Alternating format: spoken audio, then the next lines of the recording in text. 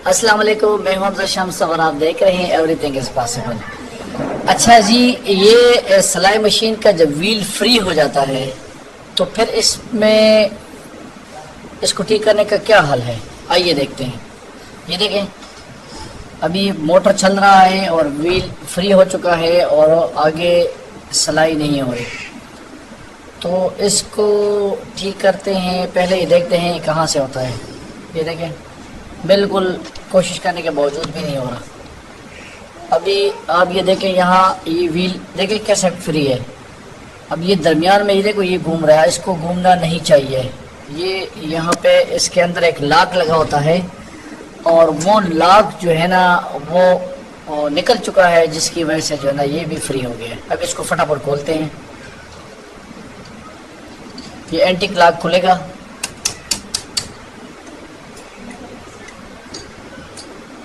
इसके दरमियान में यहाँ पे आपने कोई पेचकस वगैरह फंसा दिया है ताकि जो है ना ये इसका अंदर से बाकी सिस्टम ना घूमे।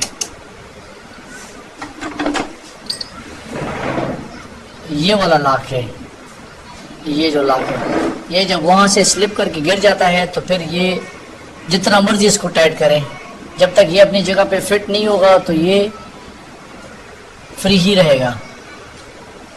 अब इसको आपने ऐसे करके फिक्स करके आराम से इसको टाइट कर देना है। क्लॉकवाइज टाइट होगा।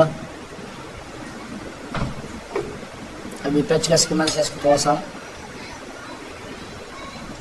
और टाइट करते हैं। ये बहुत ही इजी और आसान तरीका मैंने आप लोगों को सिखाया है और ये टोटल 2 मिनट के अंदर ही आपका मसला हल हो जाएगा।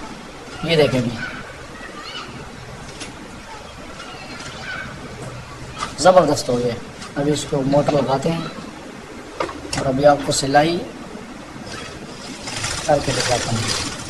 ये देखें, ये देखें कितना जोर कर रहा है मोटर, बिल्कुल ज़बरदस्त हो गया। ये देखें, ये फ्री नहीं होगा। ठीक है, ये चीज़ मेरे अजीज़।